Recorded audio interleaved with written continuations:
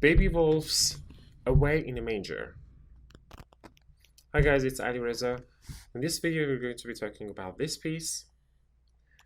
First, let's go over the basics. Time signature 3/4, which means 3 bars, 3 beats per measure, and bottom number 4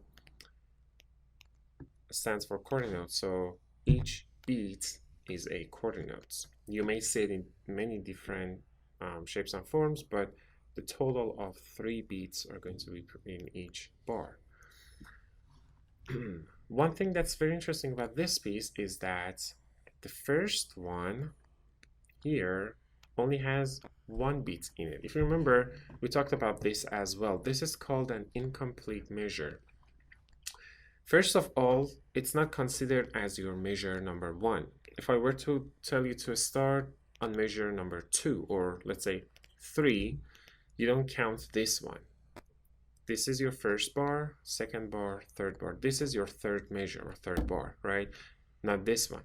The reason is incomplete measures are not counted as the first measure, and you would only see it at the beginning of each piece if there is one. So what happens with the next? How many beats are missing here? You need to have 3 in total, 3 quarter notes, and there's only 1 here. Quarter in general. There's only 1 here. So the remaining 2 are always going to be found at the end of the piece. Now, every time you have an incomplete measure, to know which of the beats is this one, which beat is this one, is it beat 1, 2, or 3, you always count backwards, because you're always going to be having the last two beats, or last even 3 beats, whatever the case may be, but you always count backwards. So this is going to be your third beat. This note is your first and second beat. So 1, 2, 3. Keep in mind that you start with down bow. Moving on. Oh, key signature is F sharp. You've already done that scale. G major. All the Fs are sharp, or going to be sharps, unless you see any natural signs, which you don't have natural signs on Fs. In addition to that F sharp, there's going to be a bunch of C sharps. These are, however, going to be called accidentals. Again, difference between accidentals versus actual key signature is that the key signature, whatever you have in key signature, stays effective till the end of the piece until you see anything otherwise than what's in the key signature, whereas accidentals are only effective for that one measure and only for that specific notes in that specific location, which means the range that they are. So this is middle C and cello, medium C. If you have a low C or high C would be middle C. If you have a high C or low C, that C sharp is not affected on them either, just on that C and the same range. Next bar, for instance, you have a natural sign, but in parentheses. That's just to remind you. It doesn't need to be there since measure is a new one. As soon as the measure changes, you don't need to actually have another natural sign or whatever. Just know that you have to play it natural. That's just there to remind you. Moving on, there is going to be pizzicato and arco. P-I-Z-Z stands for pizzicato, which means plucking. Arco is where you go get gas. Actually, no, in music, arco means playing with bow, playing with your bow. Now, just like the concept of natural signs, you're not gonna see arco at the beginning of the piece.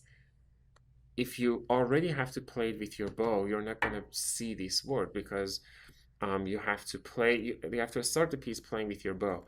You would only see it if there's a pizzicato before it, just like natural signs. You don't see natural signs naturally. You have to assume that you play all the notes naturally, or you refer it to what you have in the key signature.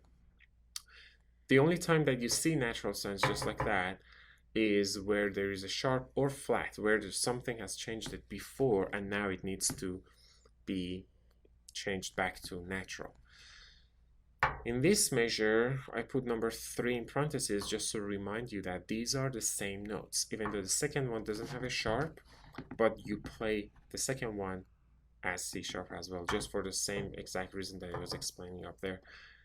If there was 20 more C's right here, all middle C's, you would play all of them as C sharps. You don't need to C sharp for every single one because they stay effective till the end. And there is not much to it. There is a little tiny decrescendo and pianissimos, and that's it. So make sure the speed of the piece, you don't rush or slow down. It's not actually too fast nor too slow. Just moderately like medium speed, right? So 1, 2, 3. Violins are gonna start on the third beat, so don't start when they do. I would count to 3. 1, 2, 3. That would be 1 bar for nothing.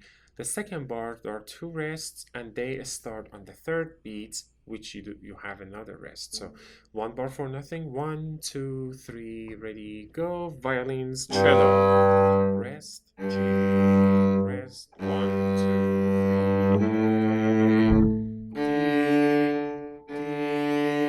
D, C sharp. This is your first C sharp. You already know how to play it. Feel free, by the way, to write down your finger numbers wherever you need to do. Make sure you do it. So extended fourth for 3 beats, and then the next one is regular 4, right?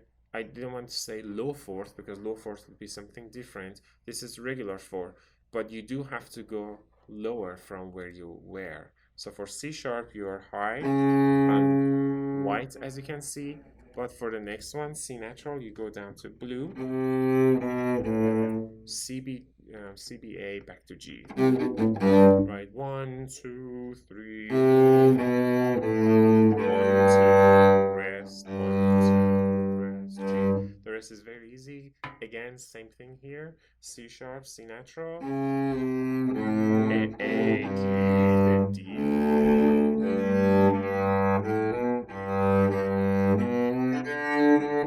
You know the notes. Measure 21. C is natural there. As you can see, I wrote number 2. The first C that you learned was C sharp, which is the third finger on A. But in this case, since there is no C sharp in the key signature, and you don't see a C sharp right there on that bar, so that one is natural.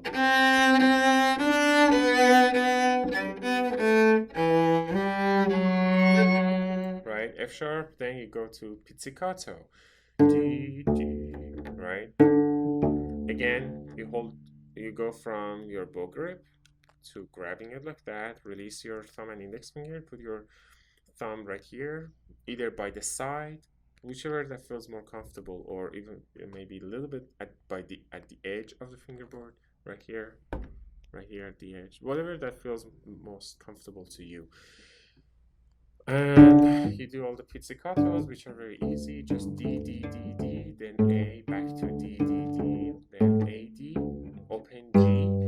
While you have, as soon as you plug your open, you don't need to block the string, just let it ring.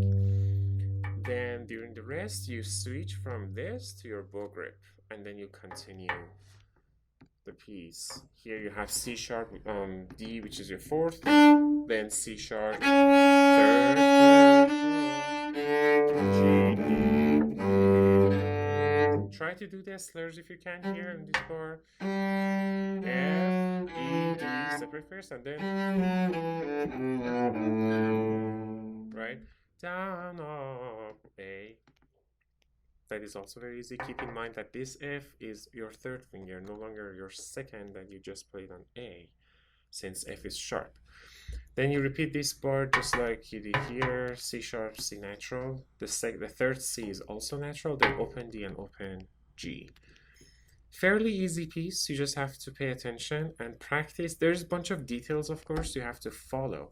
Practice it slowly. Once you learn the notes, once you learn the rhythm, try to absorb more of the details every time you play it. So think of slurs, think of ties, think of whatever it is that you need. So there is actually, except for the last one, there is no other ties. This is, by the way, not a tie. It looks like one, but it's not, because remember, ties have to are between 2 of the same exact notes. These are not exact notes. This is C sharp, that's C natural.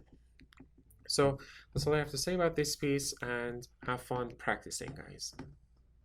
Okay, last piece.